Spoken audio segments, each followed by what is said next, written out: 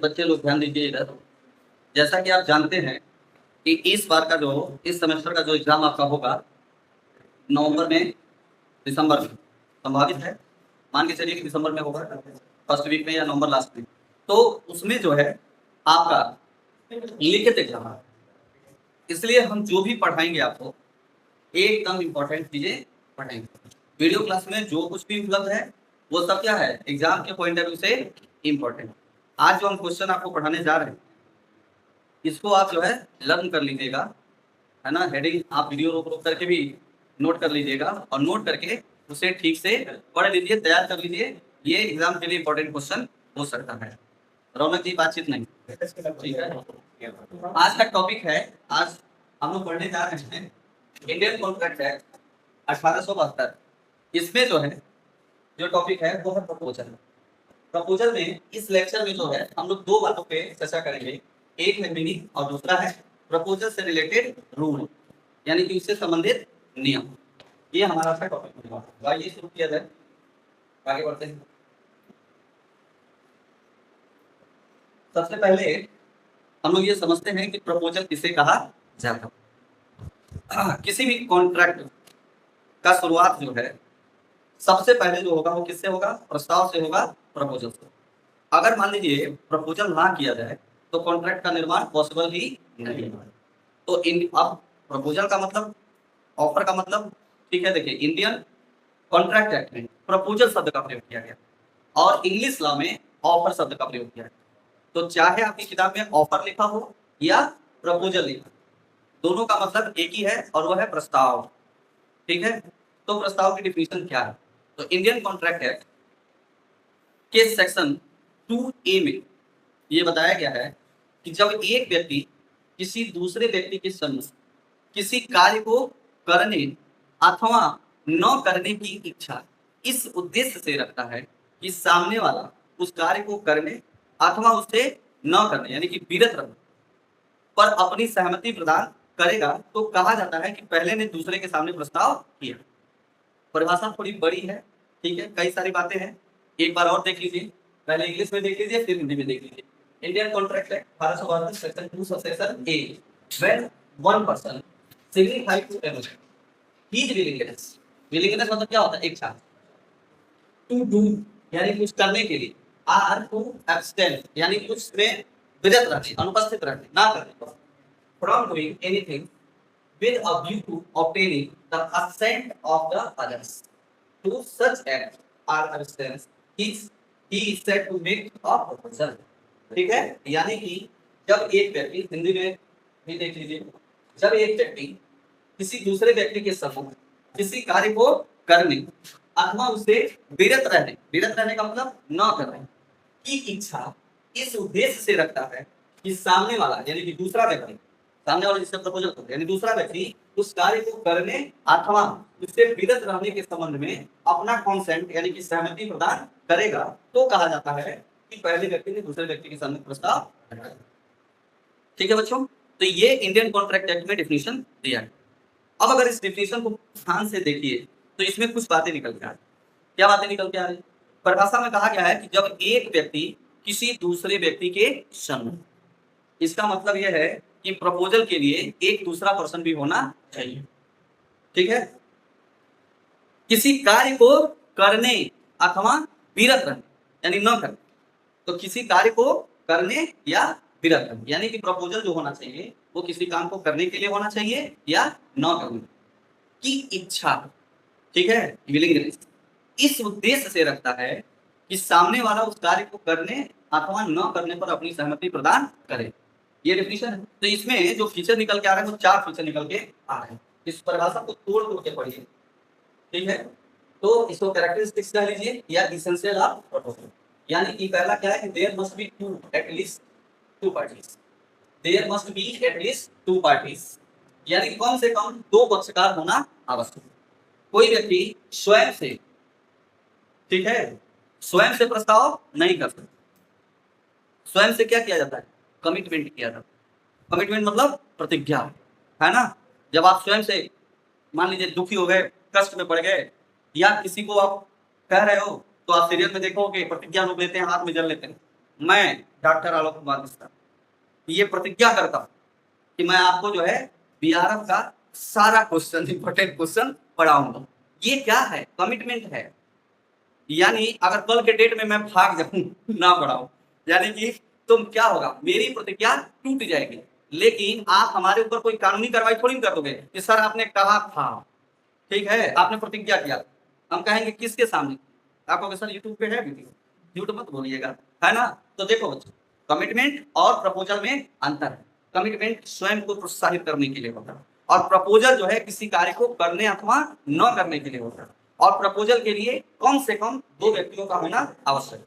क्या 2 से ज्यादा व्यक्ति भी हो सकते हैं? हो सकते। एटलीस्ट लिखा है, न्यूनतम 2 पर्सन होने चाहिए, अधिकतम जितने भी हो सकते हैं। ठीक है बच्चों, तो पहली परिभाषा समझ में आ गया। परिभाषा क्या कहा गया है कि जब एक व्यक्ति किसी दूसरे व्यक्ति के सम्मुख, यानी कि कम से कम 2। अगला है टीचर क्या हो सकता है?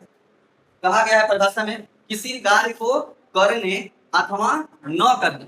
तो दूसरा लाइन निकाल के देखिए, यानी कि टू डू और to abstain from the doing anything, किसी कार्य को करने या न करने के बारे में होना चाहिए। अब अगर प्रपोजल दे रहे हो तो भाई प्रपोजल किसका दोगे?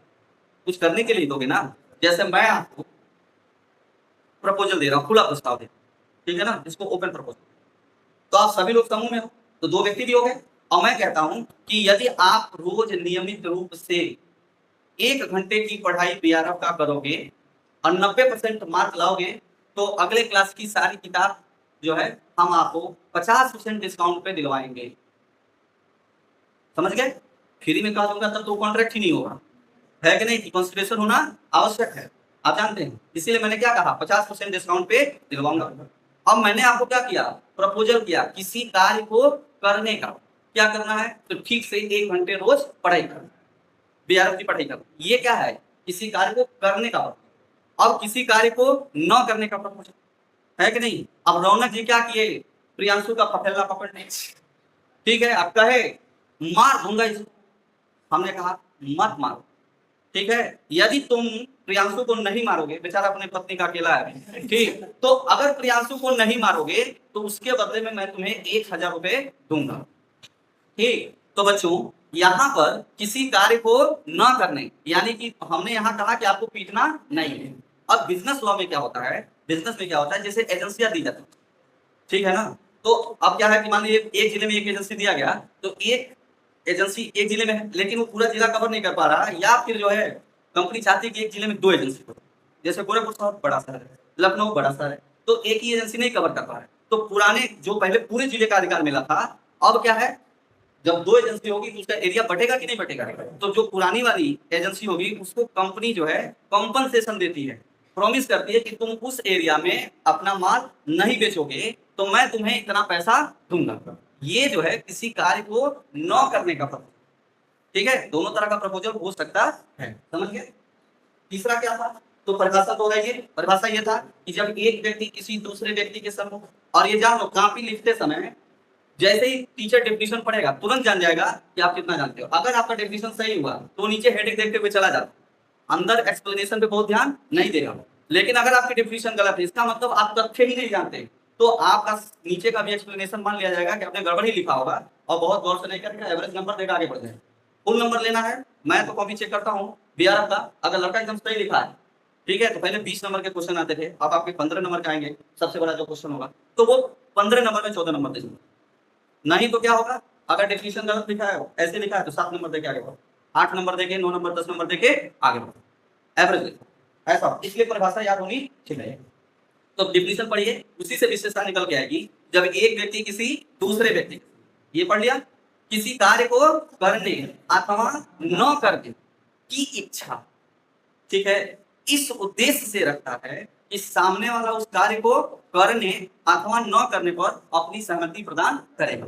तो तीसरी जो बात निकल के आ रही है बच्चों, वो आ रहा है कि द प्रपोजल मस्ट बी, अच्छा ये तो समझा दिया ना, ठीक है, प्रस्ताव दूसरे की सहमति प्राप्त करने के उद्देश्य से होना चाहिए।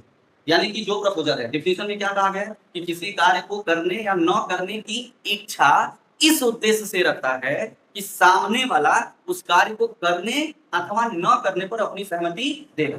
यानी कि प्रस्तावक के मन में लेस मात्र भी संदेह नहीं होना चाहिए, थोड़ा भी संदेह नहीं होना चाहिए कि जो हम प्रपोजल दे रहे हैं वो प्रपोजल एक्सेप्ट नहीं होगा। ठीक है, यानी वो पूर्णतः मान के चल रहा है कि जो प्रस्ताव हम सामने वाले को कर रहे हैं वह उस पर अपनी सहमति प्रदान करेंगे। क्या नाम है बेटा आपका? अंतिमा।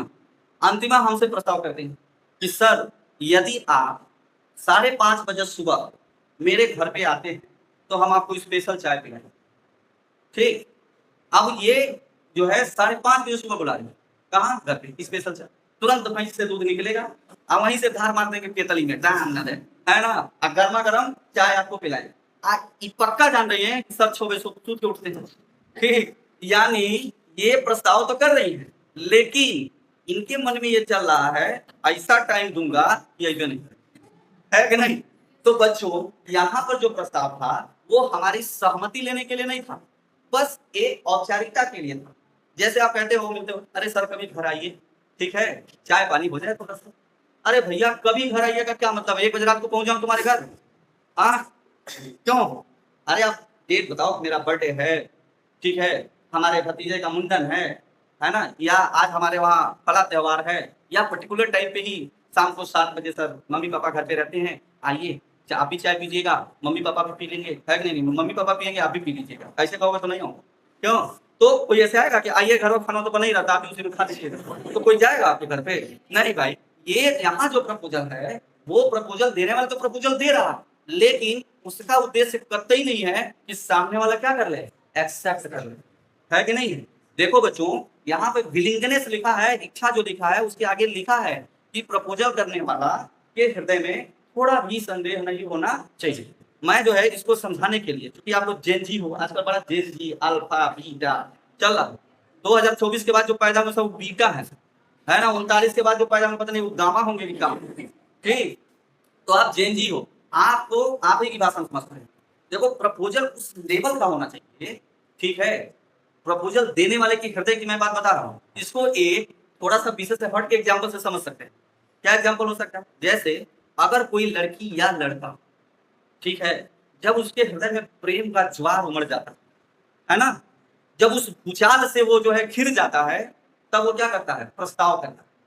ठीक, वो प्रस्ताव कब करता है? ऐसे ही रास्ते में मिल गया और प्रस्ताव कर दिया, तब तो वो चप्पल खा जाए, है कि नहीं? वो पहले क्या करता है? हर तरीके से, हर एंगल से जांच कर। लड़की है, अगर मान लो लड़का प्रपोजल दे रहा है तो वो लड़की को हर एंगल से पहले चेक करता है, क्या वास्तव में मेरे लिए भी उसके हृदय में कुछ है कि नहीं है। इसके लिए वो क्या करेगा? आई लाइक यू लिख के कागज, पहले आई लव यू नहीं बोलेगा, डर है मार खा जाए, तो वो पहले आई लाइक यू लिख के उसकी किताब में रख देगा। ठीक, फिर वो देखेगा पढ़ी नहीं पढ़ी, उसकी सहेलियों से बात करता है, अलग अलग एंगल से। जब पूर्ण रूप से सेटिस्फाई हो जाता है तब उससे कहता है अब हम नहीं पाए, है कि नहीं है? तब पूछे तो नहीं पाए, बता जा जमल गोटा पीला। क्यों? तो बच्चों जब उस लेवल का प्रपोजल देने वाले, अब मान लो मैं प्रपोजल दे रहा हूँ आपको, ठीक है, अब मैं कहता हूँ कि मनीषा तुम 15 दिन मत नहाओ, तो हम तुम्हें 1500 रुपए देंगे। अब मुझे पक्का विश्वास है कि मनीषा तो सुबह शाम दोनों नहाती है कि नहीं, क्योंकि यहाँ से पैदल जाती है, शरीर भीग जाता होगा गर्मी से, फिर नहाती होंगी शाम के टाइम में सोने से। ये मेरे प्रपोजल को एक्सेप्ट ही नहीं करेगा, 15 दिन में तो खुजली हो जाएगा, 1500 से ज्यादा की दवा लग जाएगी। यानी मेरे मन में यह है कि मेरा प्रपोजल स्वीकार ना हो, और अगर कहीं मनीषा ने कहा लाइए सर 1500, है कि नहीं है, तो मैं हम तो मजाक कर रहे थे। क्यों? ऐसा हो जाएगा अगर जो व्यक्ति प्रपोजल देने वाला, अगर उसका विलिंगनेस जो है कॉन्सेंट का नहीं है, यानी कि उसकी इच्छा सहमति लेने की नहीं है, तो पक्का है ना वो अपनी बात से क्या हो जाएगा? मुकर जाएगा और वहीं पे मामला खत्म होगा। ठीक है, तो मुझे लगता है आप समझ गए होंगे। एक बार और डिफिनीशन को देख लीजिए, तब रूल की तरफ हम चलते हैं। देखो ये डिफिनीशन है, ठीक है, ये इंग्लिश में है, ठीक, और ये हिंदी में। पढ़ दूं एक बार फिर से? हाँ ठीक है। क्या कहा है कि जब एक व्यक्ति किसी दूसरे व्यक्ति के सम्मुख किसी कार्य को करने अथवा उससे विरत रहने की इच्छा, विरत रहने मतलब न करने की इच्छा, इस उद्देश्य से रहता है, उद्देश्य क्लियर होगा, ठीक है, बिना उद्देश्य के व्यक्ति क्या है? भटका हुआ है। तो इस उद्देश्य से रखता है कि दूसरा व्यक्ति उस कार्य को करने अथवा उससे विरत रहने के संबंध में अपनी सहमति प्रदान करेगा, तो कहा जाता है कि पहले ने दूसरे के सामने प्रस्ताव रखा। अभी ये केवल प्रपोजल का है। ठीक है बच्चों, उम्मीद है कि आपको डेफिनेशन समझ में आई होगी, आप इसे याद कर लेंगे, कॉपी में लिख लेंगे और आगे बढ़ते हैं और पढ़ते हैं रूल, वैधानिक नियम, यानी कि rule, legal rule regarding a valid proposal या ऑफर, यानी कि प्रस्ताव संबंधी वैधानिक नियम। ऐसे ही प्रस्ताव जो है एग्रीमेंट या कॉन्ट्रैक्ट का रूप नहीं ले सकता जब तक कि उसमें ये निम्नलिखित बातें ना हो। ठीक है, इससे संबंधित नियम। पहला क्या है कि ऑफर मस्ट बी सर्टेन, प्रस्ताव क्या होना चाहिए, निश्चित होना चाहिए। निश्चित होने का क्या मतलब, ठीक है, जैसे अगर मान लो आप सेल्समैन या ट्रेडर हो और किसी कमोडिटी को बेच रहे हो, तो उस कमोडिटी का नाम है कि नहीं, उस कमोडिटी का वजन, क्वालिटी, समय, प्राइस, ये सब कुछ क्या होना चाहिए, एकदम फिक्स होना चाहिए। ठीक है, अब जैसे मान लीजिए कि मनीषा जो है ट्रेडर है और सोनी ट्रेडर, ये आपस में कॉन्ट्रैक्ट करते हैं। मनीषा कहती हैं कि हम आपसे कुछ तेल, ठीक है, या कुछ तेल नहीं, मान लो 1 क्विंटल तेल 100 रुपए लीटर पे 20 तारीख को डिलीवरी हमको चाहिए, खरीदेंगे।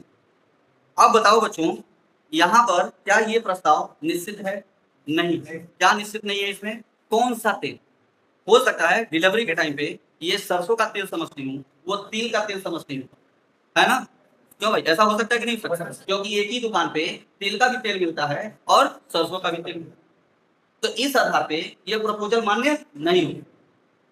ठीक है ना, निश्चित का मतलब क्या है, कानूनी भाषा में निश्चित होना चाहिए। इस पे मैंने एक जोक पढ़ा, ठीक है, सुनाऊं क्या आपको, ठीक है। एक क्या होता है कि एक एलएलबी का प्रोफेसर है, तो अपने बच्चे से कहता है कि ये सेब है, ठीक, इस सेब को मैंने तुमको दिया, इसको ला की भाषा में बताओ।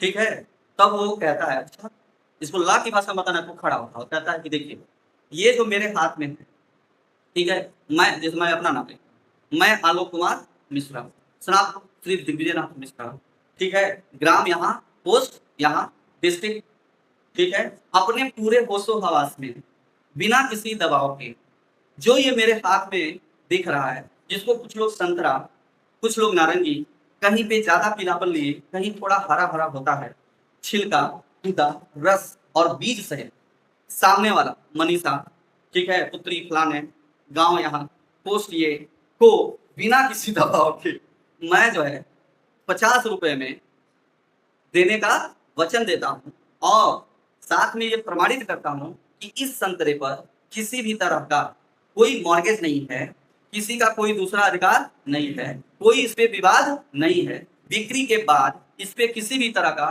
कोई भी व्यक्ति दावा नहीं करेगा। ये होता है निश्चित प्रस्ताव। बात समझ में आया ना, निश्चित। ठीक है, तो आप ये थोड़ी ना लिखोगे भाई एग्जाम, आप तेल वाला एग्जाम्पल लिख सकते है कि नहीं। अब मान लो आप घड़ी की दुकान पे गए, सामने घड़ी रखा, दुकानदार से पूछे भैया घड़ी कितने का, दुकानदार ऐसे पीछे देखा, उसको दिखाई दिया HMT, ठीक है, आप देख रहे हो टाइट है, वो कह दिया 1000 रुपए, कहते हो ठीक है दे दीजिए 1000, वो क्या लेके आएगा, HMT, और आप कहोगे ई वाला थोड़ी का है, हाँ जब सोना जिसमें चमकाता, टाइटन का, तो बताओ वहां पे बिक्री हो पाएगी, नहीं हो, है ना। तो हमेशा प्रपोजल क्या होना चाहिए, निश्चित होना चाहिए, सर्टेन होना चाहिए, किसी तरह का कोई कंफ्यूजन नहीं होना चाहिए, ये पहला नियम। दूसरा है offer must be in a form of request not an order, यानी प्रस्ताव जो है कैसा होना चाहिए, विनय के रूप में होना चाहिए, आज्ञा के रूप में नहीं होना चाहिए। जब आप प्रपोजल करें तो आपके शब्द ऐसे लगने चाहिए जैसे आप प्रार्थना करें, न कि ऑर्डर देने के अर्थों, ठीक है ना, ऐसा प्रपोजल नहीं होना चाहिए। एग्जाम्पल के तौर पे मान लीजिए संजना को मनीषा कहती है, ठीक है, कि तुम ये कुर्सी बाहर करो तो मैं तुम्हें 10 रुपए दूं, है कि नहीं, ये क्या लग रहा है, रिक्वेस्ट लग रहा है, नहीं नहीं, क्या दे रहे हैं, ऑर्डर दे रहे हैं, है ना, ये आपकी क्लास की मॉनिटर है, ठीक, ऑर्डर दे रहे हैं। तो हमेशा क्या होना चाहिए, प्रस्ताव विनय के रूप में होना चाहिए, आदेश के रूप में, ऑर्डर के रूप में नहीं होना। तीसरा बात क्या, तो बच्चों तीसरा जो लीगल रूल है वो है कि offer must create legal liability on obligation, यानी कि प्रस्ताव द्वारा वैधानिक उत्तरदायित्व का निर्माण होना चाहिए। यदि प्रपोजल ऐसा है जिससे किसी तरह का लीगल राइट नहीं बनता, कोई उत्तरदायित्व या ऑब्लिगेशन नहीं बनता, लायबिलिटी नहीं बनती, उसे प्रपोजल नहीं कहा जा सकता। जैसे आमतौर पे जितने भी सामाजिक संबंधों के आधार पर, जैसे मित्रता है, दोस्ती है, रिश्तेदारी है, प्रेम, अफेक्शन, घृणा, है ना, सांस्कृतिक और धार्मिक कारणों से जो प्रपोजल होते हैं, प्रस्ताव होते हैं। अब जैसे क्या हुआ कि संजना बिटिया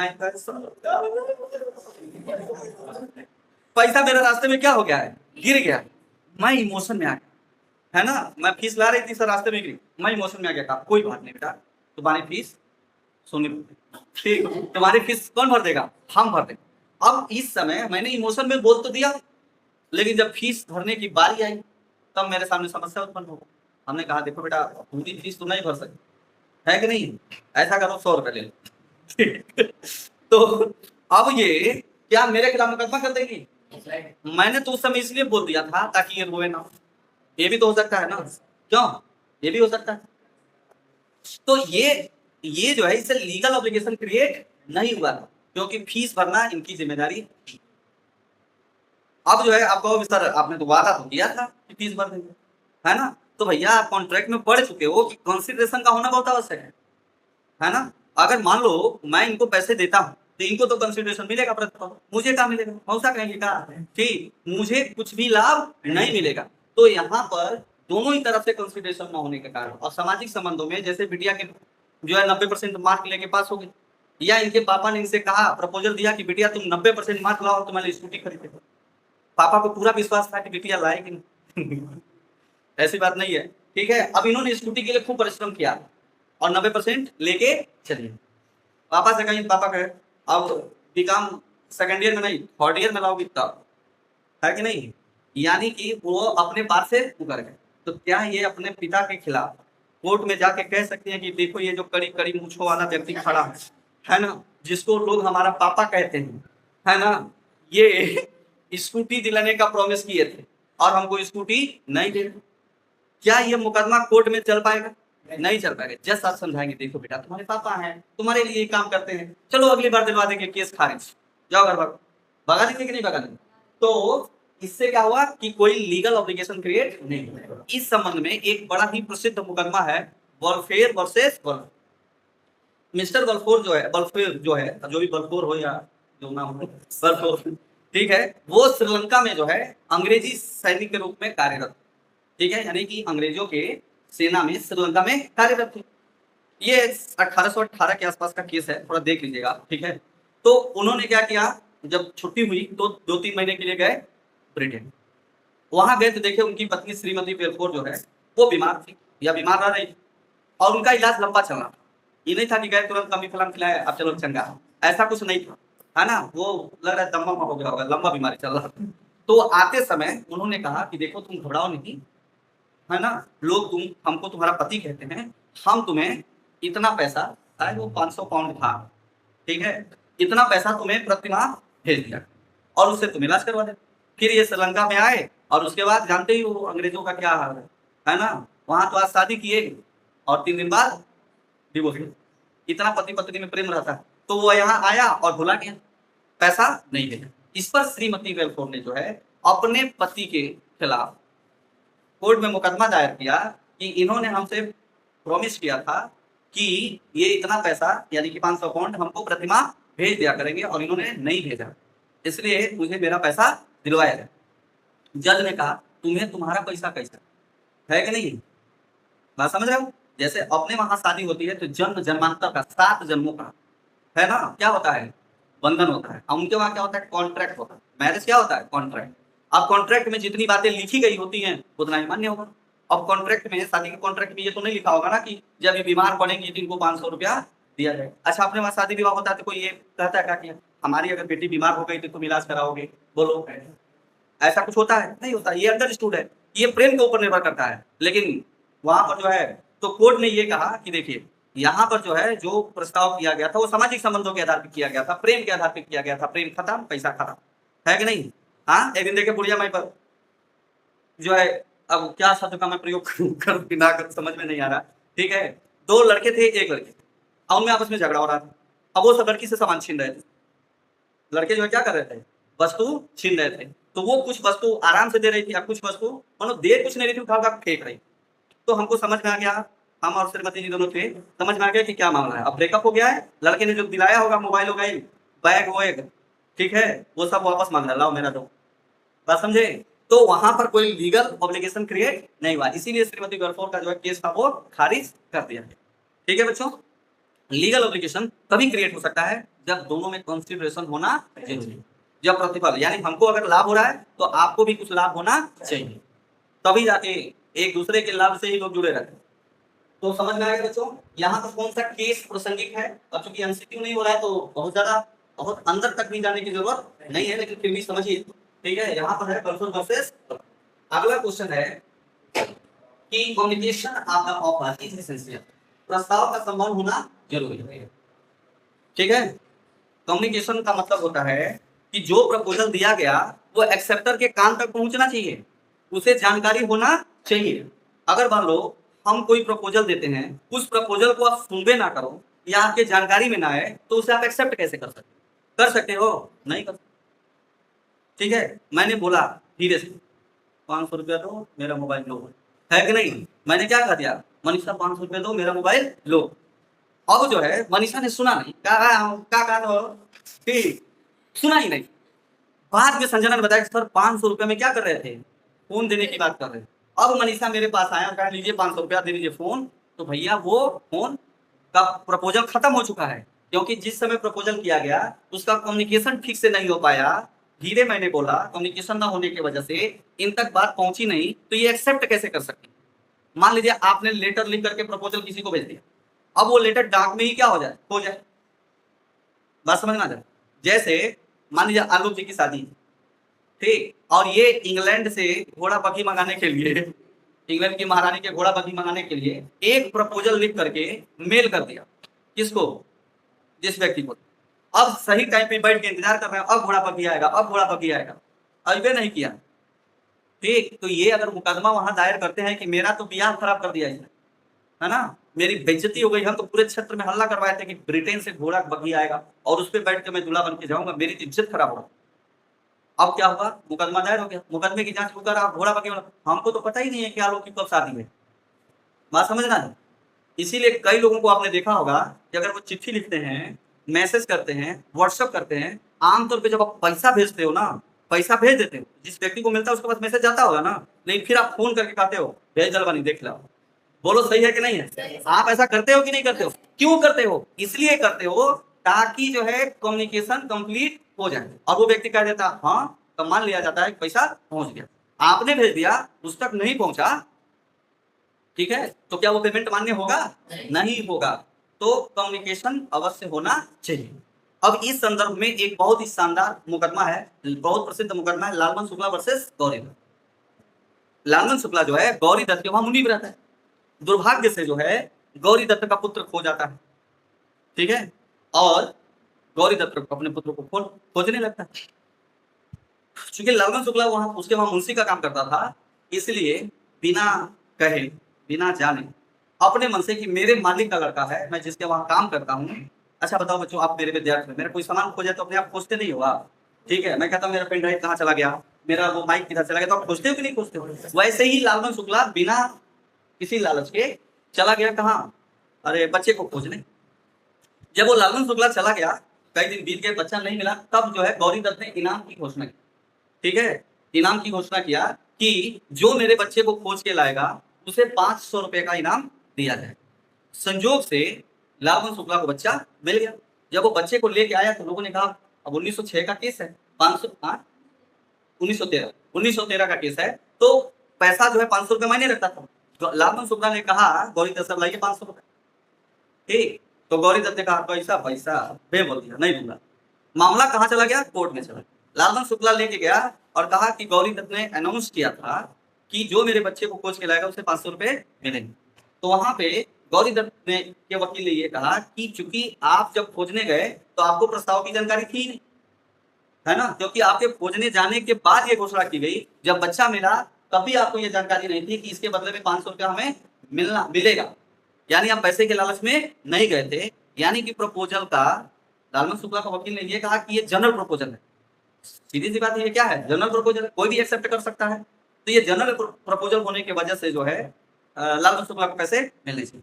गौरीदत्त के वकील ने कहा ठीक है ये जनरल प्रपोजल है, लेकिन प्रपोजल आपको जानकारी तो होनी चाहिए, यानी कि कम्युनिकेशन नहीं हुआ, और उस कंडीशन में लालमन शुक्ला केस हार गया और गौरीदत्त जो है जीत गया। समझ गए हो गया? अगला तो पांचवा जो था वो था कि offer may be express and इम्प्लीज।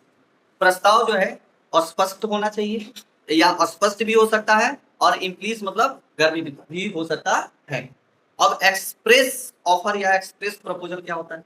जब व्यक्ति जो है अपने मुंह से बोल करके स्पष्ट रूप से या लिख करके, दो तरीका है, या तो रिटन फॉर्म में या मौखिक रूप से जब अपनी बात कहता है तो इसे हम एक्सप्रेस प्रपोजल कहते हैं। जैसे एग्जांपल के तौर पे आलोक जो है कहते हैं, क्या नाम है, अमृतांशु से प्रियांशु से कि यदि तुम ठीक है अपने साली से मेरी शादी करवा दोगे तो मैं तुम्हें 5 लाख रुपए दूंगा।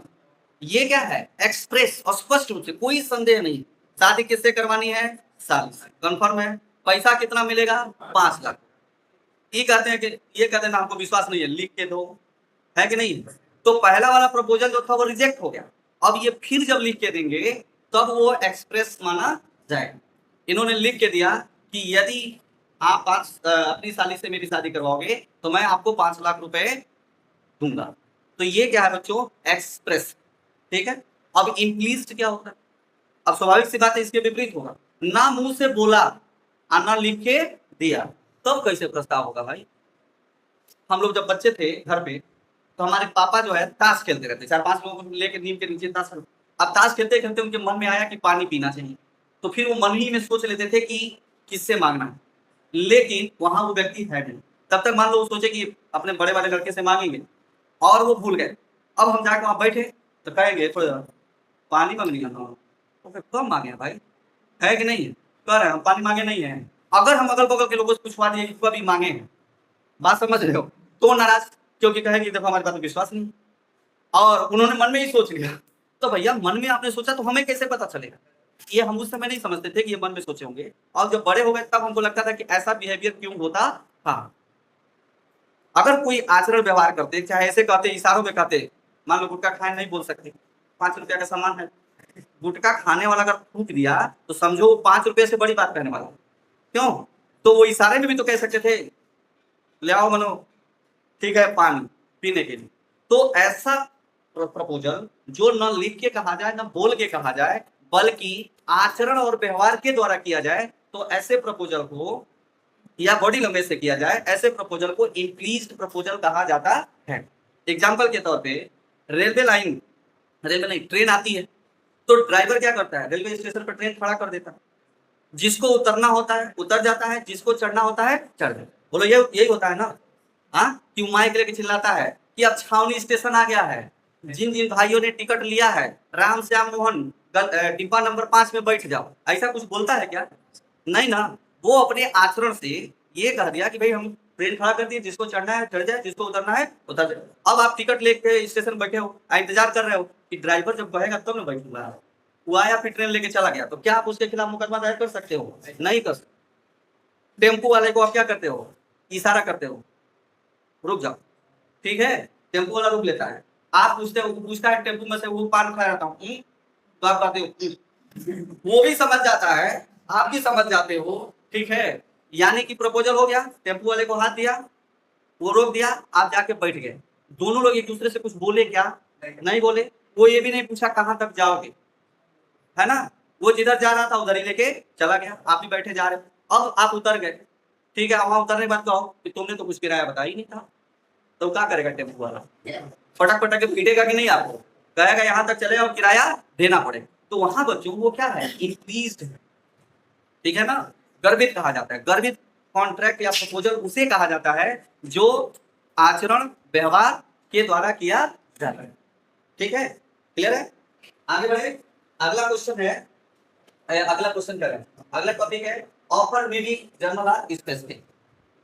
इसका मतलब यह हो कि ऑफर दो तरह का, एक जनरल ऑफर होता है या जनरल प्रपोजल, और एक स्पेसिफिक विशेष स्पेसिफिक प्रपोजल क्या होता है कि जिस व्यक्ति से किया जाता है वही उस ऑफर को एक्सेप्ट कर सकता है, दूसरा कोई एक्सेप्ट नहीं कर सकता।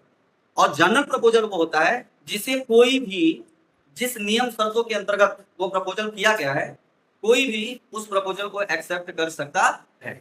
जैसे एग्जाम्पल के तौर, ठीक है, मैं प्रियंका को बोलता हूँ, प्रियंका ये 100 रुपये मैं आपको दूंगा अगर ये 1 क्विंटल का वजन उठा लेती हूँ। ठीक है, हमें पता है प्रियंका 22 किलो की कूदे हैं। तो बच्चों अब ये प्रपोजल प्रियांशु, आलोक कोई एक्सेप्ट, मनीषा कोई एक्सेप्ट नहीं कर सकता। ये केवल किसके लिए था? इनके लिए था। अब ये हमने कहा कि प्रियंका जो है 100 रुपए दूंगा अगर ये तुम वेट उठा लेती हो। अमृतांशु उठे, प्रियांशु उठे और जाके उठा के रख दिया। उसके बाद आया कहा हमको 100 रुपए दीजिए। हम कहे पैसा पैसा, हम तुमसे कहे थे, हम किससे कहे थे? प्रियंका से कहे। प्रियंका के लिए वो ऑफर था, आपके लिए ऑफर नहीं था। दैट इज स्पेसिफिक ऑफर या स्पेसिफिक प्रपोजल। इसे अब सामान्य प्रपोजल क्या हो सकता है? मैं कहता हूं कि जो भी इस वजन को उठा के यहां से वहां रखेगा उसे 100 रुपए मिलेंगे। तो इस क्लासरूम में बैठे हुआ कोई भी स्टूडेंट इस ऑफर को एक्सेप्ट कर सकता है, अर्थात उस वेट को उठा करके बाहर कर सकता है। ये जनरल ऑफर है। इस संबंध में Carlill versus ball smoke company लिखा है, कार्लिल वर्सेस कार्बोलिक स्मोक बार कंपनी, इसका केस महत्वपूर्ण है। इसमें क्या हुआ कि ये कार्बोलिक स्मोक बार कंपनी ने एक विज्ञापन दिया और कहा कि मेरी दवा अगर नियमित रूप से दोनों टाइम लगातार 3 दिन अगर कोई भी खाता है तो उसका सर्दी जुकाम ठीक हो जाएगा। अगर किसी का सर्दी जुकाम नहीं ठीक होता है तो उसे कंपनी एक निश्चित अमाउंट, अब मुझे अमाउंट नहीं ध्यान पे आ रहा है, इतना रुपया हर्जाना के रूप में देगी। मिसेस कार्लिल जो है नियमित रूप से उस दवा को खरीद करके 3 दिन तक जो है सेवन किया, लेकिन उनका जो है सर्दी जुकाम ठीक नहीं हुआ। फिर उन्होंने क्या किया, हर्जाने के लिए इस कंपनी के ऊपर, कार्बोलिक स्मोक बार कंपनी के ऊपर केस फाइल किया, मुकदमा दायर किया और कहा जज साहब ध्यान दीजिए, ठीक है जज साहब मैंने इनके कहे अनुसार दवा का सेवन किया फिर भी मेरा नाक नहीं रुक रहा, देखिए आपके सामने भी गिर रहा है ना, इसीलिए मुझे क्या चाहिए, कॉम्पनसेशन पे ये चाहिए जो इन्होंने कहा। बाल स्मोक कंपनी का वकील ने ये कहा कि इन्होंने ऑफर जो है स्वीकार किया, इसका कम्युनिकेशन नहीं किया, हमसे बताया नहीं, ठीक है, हमें क्या बताया कि किसने मेरे ऑफर को एक्सेप्ट कर लिया, इसलिए ये केस बनता ही नहीं। लेकिन न्यायाधीश ने ये कहा कि ये जो प्रपोजल है इसमें कम्युनिकेशन होना आवश्यक नहीं है, ये जनरल प्रपोजल है, एनीबॉडी कोई भी व्यक्ति इसे एक्सेप्ट कर सकता है।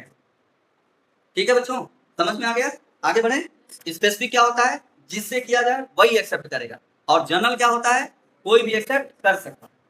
ठीक है, नेक्स्ट है अगला, different between offer and intention to offer. प्रस्ताव और प्रस्ताव के अभिप्राय में अंतर होता है। प्रपोजल और इंटेंशन टू प्रपोजल, इसमें क्या होता है, अंतर होता है। जैसे सीधी बात कही जाए वो क्या है, प्रपोजल, लेकिन कुछ कंडीशन ऐसे होते हैं बिजनेस में जिसमें जो है प्रस्ताव का अभिप्राय होता है। जैसे मान लीजिए हम जो है नीतीश से बातचीत कर रहे हैं, आपस में बातचीत कर रहे हैं, ठीक है, नीतीश सोच रहे हैं कि मैं अपनी स्कूटी जो है कोई 10,000 रुपया देता मैं उसे बेच, ठीक है, हम आपस में बातचीत कर रहे हैं, वहीं बगल में कान लगा के सुन रहे थे, गए अपने घर से 10,000 रुपये लेके कह दीजिए। बच्चों यहाँ पे मैंने प्रपोजल दिया नहीं था, अभी मेरा प्रपोजल का क्या था, अभिप्राय था कि मैं ऐसा प्रपोजल देने को सोच रहा हूं। बात समझ रहे हो कि नहीं?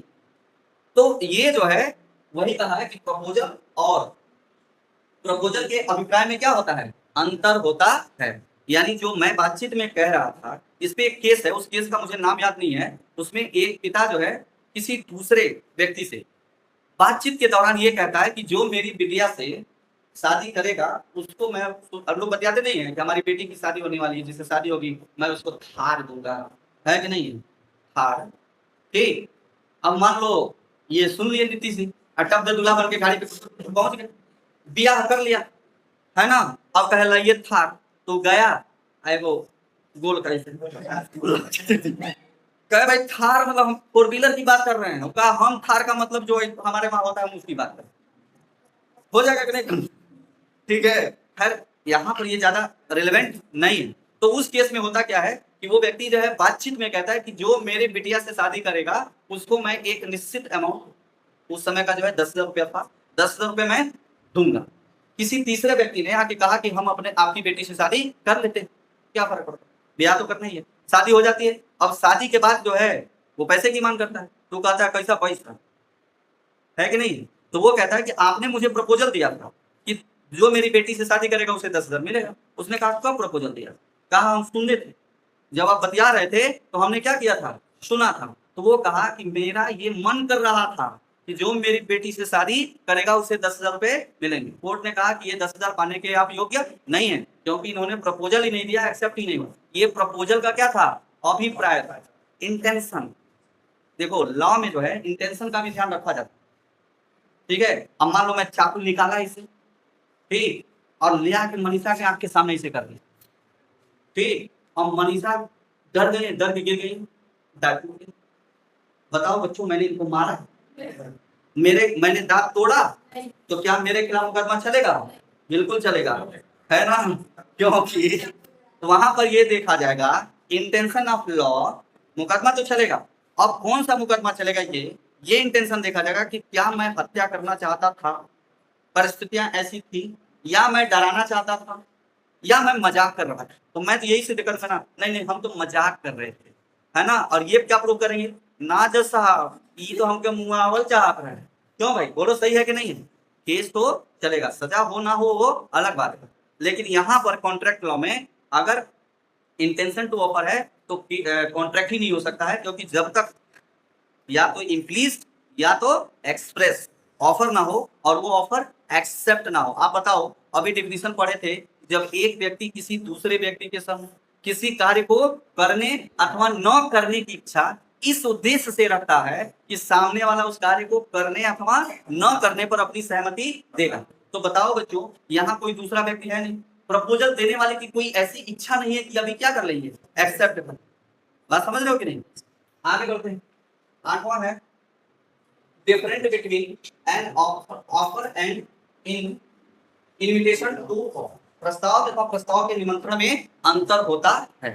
प्रस्ताव तो आप समझ ही रहे हो, परिभाषा भी देख रहे हो। अब ये प्रस्ताव के लिए निमंत्रण क्या होता है, इसमें जो है जो व्यक्ति होता है, एक व्यक्ति, वो कुछ चीजें बताता है जिसके माध्यम से वो कहता है कि आप हमें प्रपोजल करोगे, हम एक्सेप्ट करेंगे।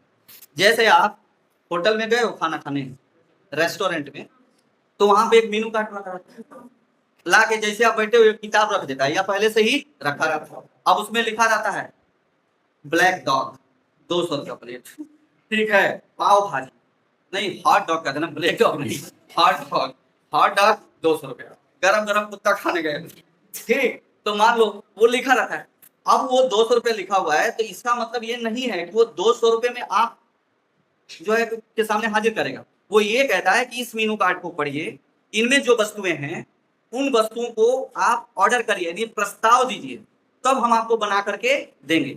आपने कहा कि नहीं हमको हॉट डॉग चाहिए, दुकानदार ने कह दिया इस समय हॉट डॉग नहीं मिलेगा क्योंकि एसी चल रहा है, ठीक, हॉट डॉग इस समय नहीं मिलेगा। तो आप क्या करोगे, मुकदमा कर देते हो क्या? हाँ, आप गए कहे भैया हमको कढ़ाई पनीर चाहिए, वो कह रहा कढ़ाई पनीर उपलब्ध नहीं है, मटर पनीर खाना है, बोलिए। तो वहां पर आप मुकदमेबाजी थोड़ी करते हो। वो जो मेनू कार्ड था वो क्या था, इनविटेशन टू ऑफर। उसी तरह से रेलवे में टाइम टेबल लगा रहता है, ये ट्रेन अप है, ये डाउन ट्रेन है, ठीक है। तो अगर उस टाइम पर ट्रेन नहीं आती या नहीं जाती या कैंसिल हो गया तो मुकदमा करते हो? नहीं, वो इसलिए लगाया कि उसे आप देख करके और ऑफर करो, आप स्वयं ऑफर करो। तो इस तरीके से मेनू कार्ड, रेलवे का टाइम टेबल, जितने भी विज्ञापन होते हैं सारे क्या विज्ञापन, प्रोस्पेक्टस, शेयर इशू का जो प्रोस्पेक्टस होता है, वो आपके नौकरी के लिए जो विज्ञापन होते हैं, वो सब क्या होता है, इनविटेशन टू ऑफर होता है, न कि ऑफर। यानी उसका मतलब ये है कि आप इसे पढ़ के हमें ऑफर करिए, हम जो है, जैसे मान लो मैंने कॉलेज का प्रोस्पेक्टस जारी कर दिया, कहा कि बीकॉम एडमिशन ले लें, बीकॉम एडमिशन के लिए। अब उसको जो पढ़ के कोई मेरे पास